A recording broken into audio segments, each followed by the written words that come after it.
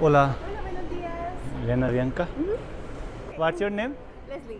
Lazily. तो है स्वागत है आप सब लोगों का कोलंबिया में। पहली बार किसी भी एयरपोर्ट पे इतनी भीड़ देखी है इमिग्रेशन के लिए।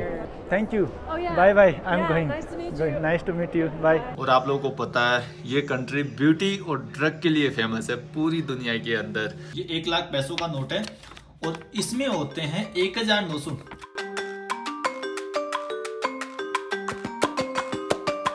गुड मॉर्निंग गाइस, स्वागत है एक और नए वीडियो में आप सब लोगों का एल साल्वाडोर की कैपिटल सैन साल्वाडोर से। पिछला वीडियो तो आप लोगों ने देखा ही होगा कि क्या हमारे साथ हुआ था। निकारागुआ जो एक वो वाली कंट्री है उसने हमें एंट्री दी नहीं भाई, और फिर मैं आ गया था वापस होंडुरास। फिर होंडुरास से मैं आ गया था सैन साल्वाडोर जो कि एल साल्वाडोर की कैपिटल है। तो आज हम लोग जा रहे हैं यहाँ से कोलंबिया की फ़्लाइट मैंने बुक कर ली थी। 11:50 पे अपनी फ़्लाइट है कोलंबिया की कैपिटल बोगोता के लिए। अभी यहाँ पे सुबह के लगभग 7:45 बजे हैं। अभी मैं अंदर चलता हूँ, ब्रेकफास्ट करता हूँ और तुरंत निकलता हूँ। फिर हम लोग बाद में बातें करेंगे बाकी, क्योंकि अभी मैं लेट हो जाऊँगा। यहाँ का जो एयरपोर्ट है ना यार सैन साल्वाडोर का, वो यहाँ से मेरी हॉस्टल से लगभग 41 किलोमीटर है। तो और यहाँ पे सुबह सुबह ट्रैफिक भी ज़बरदस्त होता है, तो इसलिए मेरे को फटाफट खा के और निकलना है। अभी यहाँ पे ब्रेकफास्ट करते हैं, फिर टैक्सी बुक करके फटाफट एयरपोर्ट चलेंगे। लेट हो जाऊँगा मैं। ये राइस एंड राजमा हो गया, ये ऑमलेट होगी, और ब्रेड होगी, और ये कॉफ़ी हो गई। $3.5 लेते हैं ये इस खाने का, इस ब्रेकफास्ट का। यहाँ पे ये मेरा हॉस्टल है। अब हॉस्टल को बोलते हैं बाय बाय। रूम अंदर से इतने अच्छे थे नहीं कोई खास। अभी मैं यहाँ पे बाइक बुक कर रहा हूँ और बाइक ले रही है $10.47। यदि कार बुक करता हूँ तो $28 लेगी मिनिमम, और लेट भी पहुँचाएगी क्योंकि ट्रैफिक है ज़्यादा। और ट्रैफिक में ना भाई बाइक वाला तो जल्दी जल्दी निकाल के ले जाएगा, कार फंस जाती है। ये था मेरा हॉस्टल जिसमें मैं रुका हुआ था। इसके रूम तो इतने ज़्यादा अच्छे थे नहीं यार, नॉर्मल से रूम थे। $10 इसका मैं पे कर रहा था पर नाइट का। लेकिन यहाँ पे आप लोगों के पास लिमिटेड ऑप्शंस होंगे, क्योंकि आप लोग ऑनलाइन सर्च करोगे ना तो 1-2 हॉस्टल दिखाएगा पूरे शहर में ही आप लोगों को, और होटल्स दिखाएगा वो मिनिमम $30, $40, $50 से मिनिमम ये मान के चलो कि $40 से नीचे आप लोगों को कोई होटल नहीं मिलेगा। अरे यार शॉर्टकट कभी उधर जा रहा है कभी इधर जा रहा है, थोड़ा हिल तो सही, मेरे को पता चले आ भी रहा है या नहीं आ रहा। ये कुछ ज़्यादा ही शॉर्टकट लेके आ गया। ओला Hola, Kaila. या एरोपुर्टो Sí, el código. है। El código. El número. Okay नूमेरो 7666। $10 में काम चल जाएगा और जल्दी भी पहुंच जाऊंगा मैं। Let's go.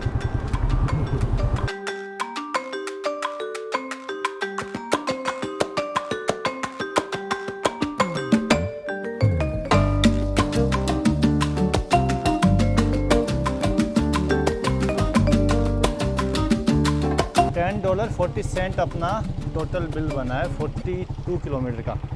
Gracias. Okay thank you. पूरा 1 घंटा लग गया वहाँ से एयरपोर्ट पहुँचने में बाइक से, और यदि मैं कार लेके आता ना तो ये मान के चलो कि 1.5 घंटा लगता, क्योंकि रास्ते में ट्रैफिक था और भाई की बाइक ना झुन झुन झुन झुन बजने लग गई यार। ये है यहाँ का एयरपोर्ट। ये सामने कुछ कंट्रीज़ के यहाँ पे झंडे लगे हुए हैं। हाँ, जो सारी की सारी सेंट्रल अमेरिकन कंट्रीज़ है ना उनके फ्लैग है। ये है अवियांका एयरलाइन जिसमें हम लोग आज जाने वाले हैं। ओला Hola, buenos días. Avianca. Your gate is this. 30 number gate. Okay okay. You need to upstairs. आप States. Okay check okay okay ग्राशियस। बंदी ने अपने को बोर्डिंग पास दे दिया है। बैगेज के बारे में कुछ नहीं बोला, मतलब अलाउड होगा मेरे पास। ये जो बैकपैक है ना मेरा, ये अलाउड होगा मेरे हिसाब से। केबिन बैग तो ये अलाउ करते नहीं है। यदि मैं केबिन बैग लेता ना 10 किलो का तो भाई मेरे को $100 ज़्यादा देने पड़ते, मतलब 8,300 रुपये। मैंने सोचा चलो एक बार रिस्क ले लेते हैं। वैसे सीट के नीचे फिट तो नहीं होगा मेरा बैग, लेकिन फिर भी मैंने सोचा एक बार रिस्क ले लेते हैं, देखते हैं देखिए क्या होता है। ये है यहाँ का ड्यूटी फ्री एरिया। और इमिग्रेशन कहाँ है यार? मुझे तो इमिग्रेशन ही नहीं मिल रहा। इमिग्रेशन है भी नहीं। ओला immigration office, immigration. Okay okay ग्रासियस। पिछले लगभग 20 मिनट से मैं इमिग्रेशन ऑफिस ढूंढ रहा हूँ भाई, कहीं इमिग्रेशन ऑफिस मिले मैं एग्जिट का स्टाम्प लूँ। लेकिन यहाँ पे क्या है कि इमिग्रेशन होता ही नहीं है। आप लोग एग्जिट करोगे कंट्री को तो एल साल्वाडोर का, एक्चुअली अमेरिका का भी यही है और एल साल्वाडोर का भी यही है। तो अभी मैं पता है क्या कहाँ पे चला गया, जो एल साल्वाडोर में एंट्री का इमिग्रेशन ऑफिस है ना, एंट्री का इमिग्रेशन काउंटर है ना, वहाँ पे चला गया। मैं उसको ले जाके दे रहा हूँ ये मेरा बोर्डिंग पास और पासपोर्ट दे रहा हूँ कि मुझे एग्जिट स्टाम्प चाहिए। बोला भाई ये एंट्री का काउंटर है। फिर मैंने बोला भाई एग्जिट का काउंटर कहाँ पे है, तो वो बोला हमारी एग्जिट में इमिग्रेशन होता ही नहीं है, तो आप एक काम करो डायरेक्ट जाओ अपने जहाँ पे बोर्डिंग गेट है ना वहाँ पे जाके बैठो आराम करो, अभी बहुत टाइम है तुम्हारे पास, अभी लगभग 9:30 बजे है और 11:50 में तुम्हारी फ़्लाइट है, जाओ आराम करो। तो हम चलते हैं अपना जो बोर्डिंग गेट है वहाँ पे, और वहाँ पे बैठ के बातें करते हैं थोड़ा सा कोलंबिया के बारे में, अपनी इस जर्नी के बारे में। प्योरटास मतलब गेट्स 13-14, अपना गेट नंबर है 13। इधर बैठते हैं कहीं चल के। या थैंक यू, ग्रेसियस। अभी लगभग 9:40 हो गए हैं, 11:50 पे अपनी फ़्लाइट यहाँ से टेक ऑफ करेगी और वो जाएगी जो पनामा कंट्री है, वो भी सेंट्रल अमेरिकन एक कंट्री है, उसकी कैपिटल पनामा सिटी तक। पनामा सिटी हम लोग पहुँच जाएंगे 2:45 पे। फिर उसके बाद पनामा सिटी से अपनी फ़्लाइट है बोगोता के लिए 5:25 पे। तो वहाँ पे मान के चलो कि 2.25 घंटे 2.5 घंटे का लेवर है पनामा सिटी में, और हम लोग बोगोता जाके पहुँचेंगे शाम को 6:55 पे। तो 6-6.5 घंटे की अपनी टोटल जर्नी होने वाली है यहाँ से एल साल्वाडोर से बोगोता तक, कोलंबिया तक। और इस फ्लाइट का मैंने पे किया है 11,000 इंडिया के रुपए। आज हम लोग नॉर्थ अमेरिका कॉन्टिनेंट को छोड़ देंगे और हम लोग एंटर हो जाएंगे साउथ अमेरिका कॉन्टिनेंट में, और वो हमारा होने वाला है 5वां कॉन्टिनेंट, 5वां महाद्वीप। तो थोड़ा सा एक्साइटेड हूँ 5वें महाद्वीप और कोलंबिया कंट्री के लिए।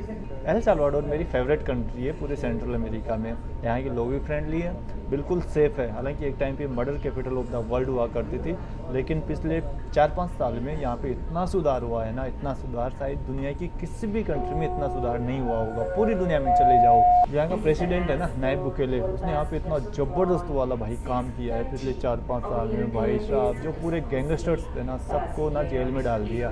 एक टाइम तो ऐसा आ गया था कि पूरी कंट्री की पॉपुलेशन का 2% पॉपुलेशन है ना जेल के अंदर थी, 2% पॉपुलेशन, और ये रेशियो ना पूरी दुनिया में सबसे ज़्यादा था। जिसकी भी बॉडी पे यहाँ पे टैटूज दिखे उन सबको उड़ा के जेल में डाल दिया, भले ही वो टूरिस्ट हो, भले ही नॉर्मल सिटीजन हो, भले ही वो गैंगस्टर्स हो, सबको उड़ा के जेल में डाल दिया था। फिर बाद में जेल में डालने के बाद उनकी मतलब पुख्ता की जांच पड़ताल की कि भाई ये गैंग से रिलेटेड है या नहीं है। यदि गैंग से रिलेटेड नहीं है तो उसको उन्होंने छोड़ दिया, और जो गैंग से रिलेटेड है वो अभी भी जेल के अंदर पड़े हैं यहाँ पे। कोलंबिया भी वैसे यार जो स्पेनिश कॉलोनी रहा है, स्पेन वालों ने वहाँ पे बहुत सालों तक राज किया है, लगभग वही 300 सालों तक। 1819 में स्पेन से आज़ादी मिली थी कोलंबिया को। जिन पे भी स्पेन ने राज किया है ना, उसने उनको भाई बहुत पहले फ्रीडम दे दी थी। ये जो अंग्रेज़ है ना, अंग्रेज़ क्या है यार, ये जो ब्रिटेन वाले ना, इंग्लैंड वाले, यही भाई 1990 तक 2000 तक देशों को छोड़ के ही नहीं गए थे, सबसे ज़्यादा राज ही उन्होंने किया। अब इंडिया को ही देख लो, 1947 में आज़ादी मिली थी ब्रिटेन से, और ये जो सारी की सारी central America, north America, south American जो भी कंट्रीज़ है ना, इनको 1820 के लगभग आज़ादी दे दी थी स्पेन ने, तो मैक्सिमम कंट्रीज़ को। तो कोलंबिया में भी अपने को वही स्पेनिश मिलने वाली, स्पेनिश लैंग्वेज। ये वाली अपनी फ़्लाइट है, इसी में हम लोग जाने वाले हैं। अभी वैसे 1.5 घंटा है, लेकिन 1.5 घंटे पहले अपनी फ़्लाइट आके यहाँ पे खड़ी हो गई है। Star Alliance Avianca airline.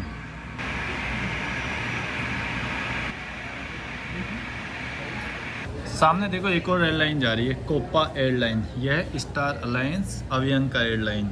Airport के चारों तरफ आप लोगों को जंगल देखने को मिलेगा। 45 किलोमीटर दूर है सिटी सेंटर से ये वाला एयरपोर्ट। अभी यहाँ पे हुआ क्या कि काफ़ी देर से यार स्पेनिश में अनाउंस कर रहे थे कि लास्ट चंद महीना काउंटर पे पधारे, काउंटर है यहाँ का। तो मैं अपनी मस्ती में मस्त था भाई, मैंने ध्यान नहीं दिया। फिर बाद में इन्होंने इंग्लिश में अनाउंस किया तो मैं समझ पाया मीना के लास्ट चंद। पहले मैंने ध्यान ही नहीं दिया, पहले भी अनाउंस कर रहे थे, कोई आधे घंटे से अनाउंस कर रहे हैं। फिर मैं खड़ा होकर और टॉयलेट जा रहा था, फिर मुझे थोड़ा सा मीना के लास्ट चंद ऐसे सुनाई दिया। फिर मैं काउंटर की तरफ देखता हूँ तो वो लड़की इशारा करती है भाई यहाँ पे आ। फिर मैं सोचा भाई क्या हो गया, मैं वहाँ पे गया, क्योंकि यहाँ पे क्या है कि ऑनलाइन मैंने वेब चेक इन की है ना, उसी से आप लोग जाके यहाँ की मशीन से अपना जो बोर्डिंग पास है वो प्रिंट कर सकते हैं। आप लोगों को काउंटर पे जाने की ज़रूरत नहीं है। तो इसने लड़की ने यहाँ पे मेरा पासपोर्ट चेक किया, मेरा यूएस वीज़ा चेक किया, और मुझे भाई कितने दिन रहेगा और कोलंबिया से आगे कहाँ जाएगा। तो क्या है कि मैंने ऑलरेडी यार यूएस की डमी टिकट बुक कर रखी है। तो मैंने बोला भाई मैं यूएस जाऊँगा, 20 दिन रहूँगा, 20 दिन बाद में यूएस चला जाऊँगा। तो बोली कि टिकट दिखा, तो मैंने टिकट दिखाया और उसने कुछ एंट्री की और फिर बोलती है ठीक है जाओ। तो रिटर्न टिकट मांगेंगे आप लोगों से। होटल बुकिंग तो मेरे से मांगी नहीं, शायद हो सकता है वहाँ पे कोलंबिया में जो इमिग्रेशन ऑफिसर्स है वो मांग ले। तो मैं आप लोगों को कहना चाहूँगा भाई जब भी जाओ तो थोड़ा सा रिटर्न टिकट, डमी टिकट ही बुक कर लो, भले ही कुछ नहीं लगता, 250-300 इंडिया के रुपए लगते हैं डमी टिकट के। बोर्डिंग करवाते हैं यहाँ पे और चलते हैं अपनी फ्लाइट में। ओला या thank you gracious. Ola seat number है अपनी 12D। Ola 12D, thank you. Flight ठीक ठाक ही लग रही है मेरे को। और यहाँ पे मुझे एक चीज़ बहुत बढ़िया लगी इस एयरलाइन की, देखो लेग स्पेस, मेरी हाइट है 6 फीट 2 इंच और लेग स्पेस इतना दे रखा है ना भाई, मज़ा आ गया। कुछ भी हो, विंडो सीट नहीं मिली हो वो है विंडो सीट, लेकिन लेग स्पेस अच्छा खासा दे रखा है। यदि किसी को टॉयलेट जाना हो ना तो उठने की ज़रूरत ही नहीं है, वरना मैक्सिमम एयरलाइन में यदि वो बंदा टॉयलेट जा रहा है ना, विंडो सीट वाला है, मिडिल सीट वाला, तो आपको उठना ही पड़ेगा। विंडो सीट लेने का अराउंड $25 ज़्यादा चार्ज कर रहे थे, 2000 रुपये, 11,000 रुपये की फ़्लाइट थी और विंडो सीट का $25 ज़्यादा चार्ज कर रहे थे, मतलब 2000 इंडिया की रुपये। यदि मुझे विंडो सीट लेनी होती ना तो 13,000 रुपये पे करने पड़ते मुझे इस फ्लाइट के। मैंने सोचा क्या ही करेंगे विंडो सीट का लेके। अभी हम लोग पनामा पहुंच गए हैं। जो पनामा कंट्री है उसकी कैपिटल है पनामा सिटी, और पनामा सिटी का एयरपोर्ट ये है कोपा एयरलाइन सामने। और सामने देखो यार, एयरपोर्ट के जस्ट बाजू से यहाँ पे गाड़ियाँ जा रही है, रोड जा रही है। तो स्वागत है दोस्तों सेंट्रल अमेरिकन कंट्री पनामा में। स्वागत क्या, बस यहाँ पे मैं ट्रांजिट के लिए हूँ। 3:15 हो गई है और 4:25 पे अपनी दोबारा से फ़्लाइट है बोगोता, कोलंबिया की कैपिटल के लिए। तो जल्दी से चलते हैं, पहले वहाँ पे अपना गेट वगैरह देखते हैं और उसके बाद बैठ के बात करेंगे। थोड़ी सी इन्फॉर्मेशन दूंगा आप लोगों को पनामा कंट्री के बारे में। यह है पनामा सिटी का एयरपोर्ट। ये सही है यार, ज़्यादा मारामारी नहीं करनी पड़ी। जैसे हम लोग हमारी फ़्लाइट से आते हैं और जस्ट बगल में जो गेट है ना वो है नेक्स्ट फ़्लाइट के लिए। तो यहाँ से हमारी नेक्स्ट फ़्लाइट के लिए बोर्डिंग होने वाली है। जिस फ्लाइट में हम लोग आए हैं ना वही जाने वाली है यार बोगोता। हालांकि सारे पैसेंजर यहाँ पे उतर गए। पनामा कंट्री के बारे में आप लोगों को थोड़ा सा बता देता हूँ। ये जो सेंट्रल अमेरिका है ना उसकी लास्ट कंट्री है, इसके बाद में शुरू हो जाता है साउथ अमेरिका। तो इसकी बॉर्डर लगती है वेस्ट में कोस्टा रिका से और साउथ ईस्ट में कोलंबिया कंट्री से। नॉर्थ में इसकी बॉर्डर लगती है कैरेबियन सी से और साउथ में इसकी बॉर्डर लगती है पैसिफिक ओशन से। जो पनामा कंट्री है इसकी टोटल पॉपुलेशन है अराउंड 43 लैक्स, 4.3 मिलियन। तो यहाँ की जो पॉपुलेशन है ना वो कोई ज़्यादा है नहीं। और ये कंट्री 1903 तक 1903 तक कोलंबिया का एक पार्ट हुआ करता था, लेकिन 1903 में ये कंट्री कोलंबिया से अलग हो जाता है। एयरपोर्ट यार मैं थोड़ा सा चल के देख के आता हूँ, देखिए कैसा क्या है। और ये है यहाँ का एयरपोर्ट पनामा सिटी का, Tocumen international airport. Panama country north American continent की आखिरी कंट्री है। इसके बाद शुरू हो जाएगा साउथ अमेरिका कॉन्टिनेंट। 3-4 घंटे में हम लोग पहुँच जाएंगे साउथ अमेरिका। मैं सोच रहा हूँ कुछ खाया जाए यहाँ पे, लेकिन मुझे कोई अच्छा सा यहाँ पे कुछ दिख नहीं रहा रेस्टोरेंट। अवियांग का एयरलाइन है ना, कुछ भी नहीं दिया इन लोगों ने खाने पीने के लिए, पानी भी नहीं दिया पीने के लिए। ड्यूटी फ्री एरिया भी यहाँ का छोटा है, कोई खास ज़्यादा बड़ा तो है नहीं। बस ये सामने आप लोगों को जो दिख रहा है ना ये है यहाँ का ड्यूटी फ्री एरिया। यहाँ पे वापस से बोर्डिंग के लिए लाइन लग गई है अपनी। मैं बैठता हूँ चल के, लाइन ख़त्म होगी उसके बाद अपन लोग उठ के चलेंगे। मैं जल्दबाजी नहीं करता कभी। पता नहीं इतनी देर पहले ये लोग क्यों लाइन में खड़े हैं, वहाँ पे किसी को भी अंदर नहीं ले रहे। फ़्लाइट डिले कर दी इन लोगों ने, 1.5 घंटा अभी। तो मतलब कि 1 घंटा डिले कर दिया इन लोगों ने फ़्लाइट को। अभी यहाँ से एक मफ़िन ख़रीदा है, ये है $6 का, नारियल फ्लेवर है, ठीक ही है, अच्छा लग रहा है।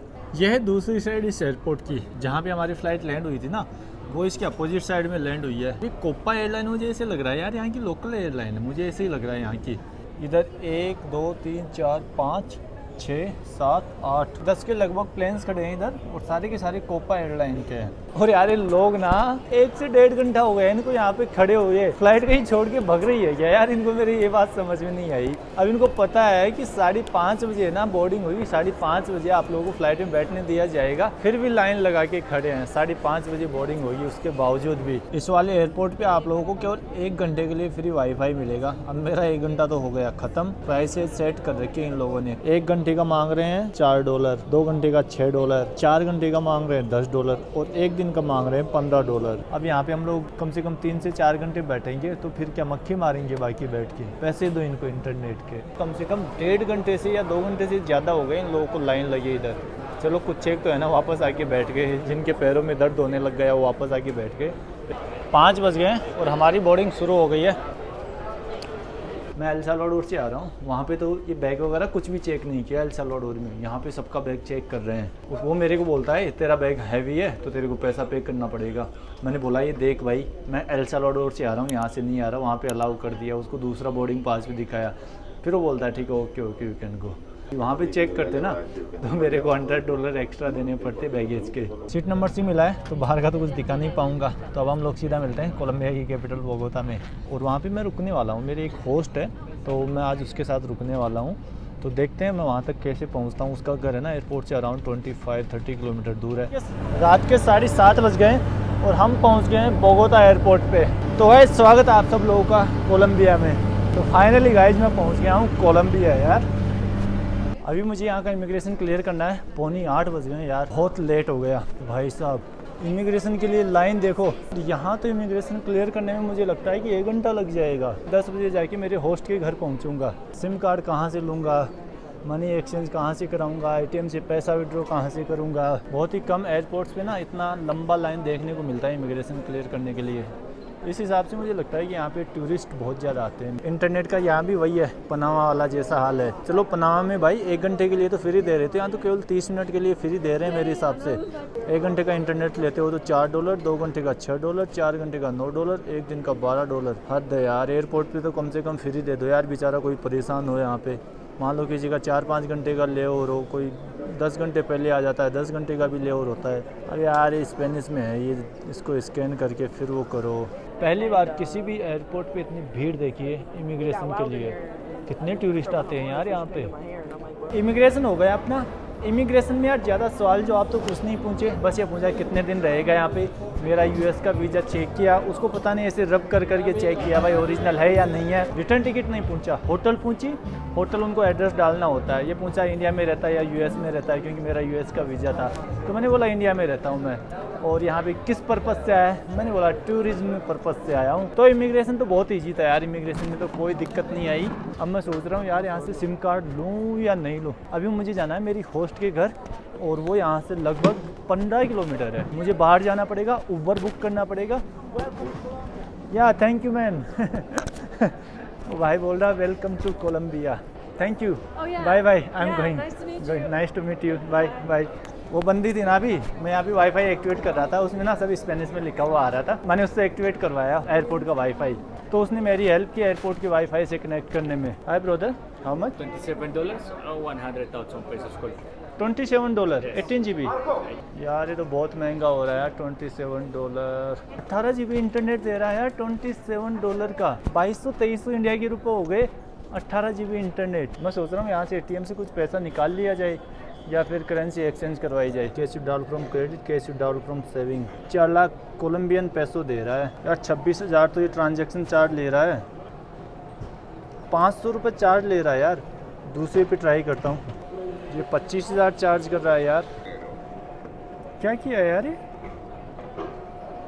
पता नहीं यार, मेरे को समझ में नहीं आया। मैं सोच रहा था 6 लाख निकलेगा, वो 600 मैक्सिकन पैसों निकल गया। दोबारा विड्रॉ करूँगा तो लिमिटेड ट्रांजैक्शन मिलते हैं, तो वो मेरा एक ट्रांजैक्शन और काउंट हो जाएगा। कल देखूँगा। अभी तो $20 यहाँ से मैं चेंज करवा रहा हूँ। यानी कि $1 में ना 4050 कोलंबियन पैसों दे रहे हैं, लेकिन जो आज का रेट है ना वो है 4400 कोलंबियन पैसे। यार अभी मुझे ना यहाँ की करेंसी का कुछ समझ में नहीं आया। 10 मील है ना, मतलब ये 10,000 है यार। जब मैंने ATM से निकाले थे ना तो वहाँ पे 100 मील का नोट निकला था, मतलब वो 1 लाख का नोट था। हे भगवान क्या हो रहा है ये। एयरपोर्ट के बाहर चलता हूँ टैक्सी बुक करके, और फिर सुबह फुर्सत में बातें करूँगा, आप लोगों को करेंसी भी दिखाऊँगा यहाँ की फुर्सत में। यार यहाँ पे बाहर बहुत सारे लोग खड़े हैं नाम लेके अपने अपने जानकारों का स्वागत करने के लिए। क्या बात है, क्या कुछ फेस्टिवल है क्या यार यहाँ पे?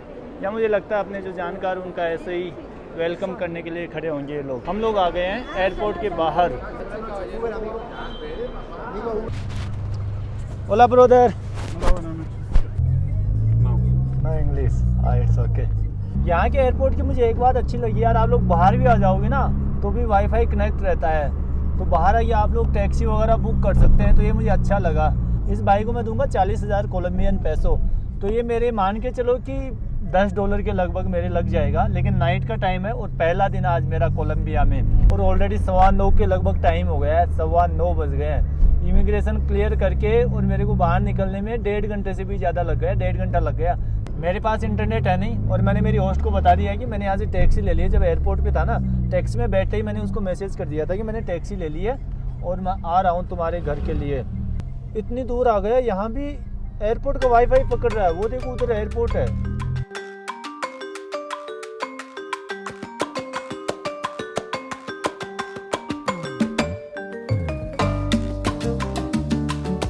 अभी मेरी होस्ट के घर पहुंच गया हूँ, खाना खाने निकले हम लोग बाहर। रात के 9:30 पौने 10 बज गए हैं। तो यहाँ पे मैक्सिमम जो शॉप्स हैं ना, रेस्टोरेंट्स हैं, सब बंद हो गए हैं। तो मेरी होस्ट से बाद ही मिलाऊंगा आप लोगों को, कल फुर्सत में मिलाऊंगा। ये और इनका बेटा ये साथ में ही रहते हैं। इसको ना इंग्लिश नहीं आती, स्पेनिश आती है। तो फिर बाद में एक बार फुर्सत से आप लोगों को इंट्रोड्यूस करवाऊँगा बाद में। नाइट में जो बोगोता की गलियाँ हैं वो कुछ ऐसी दिखती है। यहाँ पे पुलिस ही है क्या? पुलिस है भाई यहाँ पे, किसी का चालान कर रहे हैं क्या पुलिस? अभी तो बहुत पुराना सा शहर लग रहा है मेरे को नाइट में ये।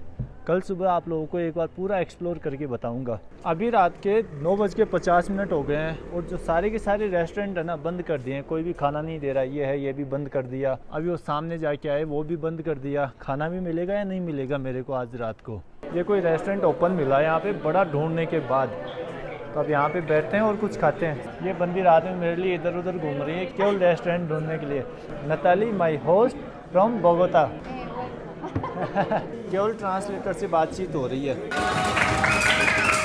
वहाँ पे बर्थडे सेलिब्रेट किया जा रहा है उधर। यहाँ पे कुछ पोयो डिश है, चिकन डिश है यार। यहाँ का लोकल फूड है। ये नीचे तो ना मेरे को कुछ मीठा मीठा लग रहा है, फिर इसमें चिकन डाला गया है। ज़्यादा बढ़िया तो नहीं लगा मेरे को, मीठा मीठा सा लग रहा है। पैसे दे देता हूँ, फिर सुबह दिखाऊंगा आप लोगों को यहाँ की करेंसी। अभी टोटल बिल बना है 48,000 Colombian peso. Good morning guys. कल शाम को तो लेट हो गया था, तो कल शाम को तो मैं वीडियो ख़त्म नहीं कर पाया। और अभी मैं हूँ कोलंबिया की कैपिटल बोगोता में। आज अपनी पहली सुबह है बोगोता में और देखता हूँ यार आने वाले कितने दिन मैं यहाँ पे कोलंबिया में एक्सप्लोर करता हूँ। एक्चुअली मेरा प्लान है कि 15 दिन तो कम से कम मैं कोलंबिया को दूँ, क्योंकि यार कोलंबिया में बहुत कुछ है देखने लायक।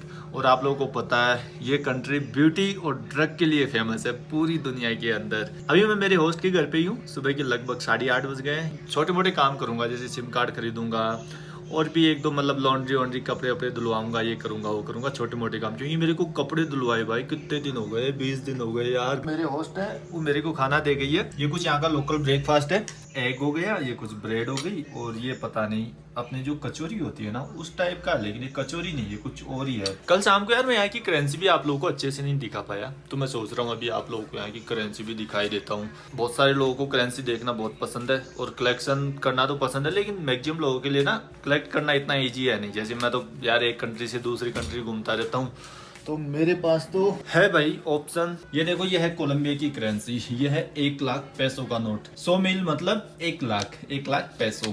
पीछे आप लोगों को इस पे खजूर के पेड़ देखने को मिलेंगे। यहाँ पे एक चिड़िया है। 1 लाख कोलंबियन पैसो होते हैं 1930 इंडिया के रुपए के बराबर। बड़ा अच्छा लग रहा है मेरे को ये वाला नोट। जब मैं कल एटीएम से पैसा निकाल रहा था ना, तो भाई मैं सदमे में आ गया। मैंने सोचा कि ये 600 पैसों दे दिए मेरे को। ये मैं समझ रहा था कि 100 पैसों ही है, लेकिन ये 100 पैसों नहीं 1 लाख पैसों है। तो मैं एक्सचेंज करवाने काउंटर पे चला गया। मैंने सोचा यार कौन एटीएम से बार बार चार्ज लगाएगा, $20 एक्सचेंज करवा लेते हैं। तो $20 में एक्सचेंज करवाने काउंटर पे चला गया। अब आप लोगों को पता है एयरपोर्ट पे बहुत घटिया सी रेट देते हैं। ये हो गया 50,000 पैसों का नोट। ट्राइबल लोग होंगे, उनकी फोटो बना रखी है। वो घर देखने से तो ऐसे ही लग रहा है ट्राइबल लोग होंगे। ये है 10 पैसों का नोट। अरे ये 10 पैसों नहीं यार, ये 10,000 पैसों का है। मैं भी यार अभी भी कंफ्यूज हूँ, 10 पैसों कर रहा हूँ। और ये हो गया 2,000 पैसों का नोट। इस पे कोई लेडी का फोटो है और ये चिड़ी का फोटो तो आप लोगों को हर नोट पे मिल जाएगा। तो 1 इंडिया के रुपए में 52 कोलंबियन पैसो होते हैं। अभी तक मैं जो भी कंट्री घुमा हूँ नॉर्थ अमेरिका और साउथ अमेरिका में, तो उनमें सबसे वीक करेंसी ना कोलंबिया की है। हालांकि यहाँ की जो जीडीपी है ना बहुत हाई है। जीडीपी पर कैपिटा अराउंड $6,600 है, लेकिन करेंसी वीक है या स्ट्रॉन्ग है उसका जीडीपी से कोई लेना देना नहीं है भाई साहब। जैसे जापान की जो करेंसी है ना इंडिया की करेंसी से वीक है, लेकिन जीडीपी तो अपने से स्ट्रॉन्ग है ना उनकी जापान की। रशिया की जो करेंसी है आज के टाइम पे शायद इंडिया से वीक ही है मेरे हिसाब से। पर कैपिटा देखा जाए तो रशिया की जो जीडीपी है ना ज्यादा है इंडिया से। बाहर विंडो से जो बोगोता का व्यू दिख रहा है एक बार वो देख लो। अभी सुबह के लगभग 9 बजे हैं और बोगोता कुछ ऐसा दिखता है। बोगोता आप लोगों को ऐसे कोई ज्यादा डेवलप्ड नहीं दिखेगा। देखो आप लोगों को यहाँ पे कोई बड़ी बड़ी बिल्डिंग्स नहीं दिखेगी, ऐसे ही घर देखने को मिलेंगे बोगोता के अंदर। ये इधर किसी भाई का किचन है शायद, ये इधर भी कुछ ऐसा है। इसको फर्स्ट इंप्रेशन ऑफ कोलंबिया तो नहीं कह सकते। फर्स्ट इंप्रेशन ऑफ कोलंबिया का तो एक अलग से वीडियो बना के बताऊंगा। नहीं वीडियो बहुत लंबा हो जाएगा। और ये कॉइन भी पड़े हैं यार मेरे पास। ये कौन सी कंट्री की कॉइन है? ये कोलंबिया की है क्या? ये कोलंबिया की है। ये देखो ये है 1000 पैसों का सिक्का। ये मेरे कपड़े पड़े हैं, थोड़ा सा इनको इग्नोर करना यार कपड़ों को। और वीजा के बारे में मैं कल रात को अच्छे से बात नहीं कर पाया था, जल्दी में था। यदि आप लोगों के पास यूएस वीजा है तो कोलंबिया आप लोगों को 90 दिन के लिए वीजा फ्री देता है, कोई पैसा नहीं लेता है। और यही है आप लोगों के पास यदि अमेरिका वीजा है तो सेंट्रल अमेरिका, साउथ अमेरिका आप लोगों के लिए घूमना बहुत ईजी हो जाएगा, क्योंकि जो मैक्सिमम कंट्रीज है ना वो वीजा ऑन अराइवल देती है अमेरिका वीजा पे। अभी तक जो मेरी फीस लगी है ना सबसे ज्यादा वीजा की अमेरिका वीजा पे, वीजा ऑन अराइवल के लिए किसी भी north America south American countries में, वो लगी है मैक्सिको में $40 लगे थे। बाकी बेलीज में मैंने शायद $20 दिए थे, वो वहाँ की एग्जिट फीस ऐसी कुछ होती है। ग्वाटेमाला में कुछ नहीं दिए। एल साल्वाडोर की बात करें तो मैं 2 बार एंटर हुआ था एल साल्वाडोर में, एक बार उन्होंने कुछ नहीं लिया, एक बार में $13 लिए। होंडुरास की बात करें तो होंडुरास भी मैं 2 बार एंटर हुआ था, तो दोनों बार में उन्होंने $3 मेरे से लिए थे। कोलंबिया की बात करें तो कोलंबिया कुछ नहीं लेता है। तो ऐसा है कि अभी तक मेरे को जो भी ये 5-6 कंट्रीज में घुमाऊं ना, मुश्किल से मेरे को $80 $90 ऐसे ही खर्च करने पड़े होंगे वीजा के लिए। तो ये अच्छी बात है यार, वीजा के लिए पैसा खर्च करना नहीं पड़ता इन कंट्रीज में। तो ये था गाइस इस वीडियो के बारे में। आई होप ये वाला वीडियो आप लोगों को पसंद आया होगा। कोलंबिया की बहुत अच्छे वीडियोज आप लोगों को देखने को मिलेंगे। यदि आप लोगों ने अभी तक चैनल को सब्सक्राइब नहीं किया तो अपने चैनल को सब्सक्राइब कर ले, बेल आइकन को ऑन कर ले। तो मिलते हैं बहुत जल्द एक नए वीडियो में। Till then bye bye, take care.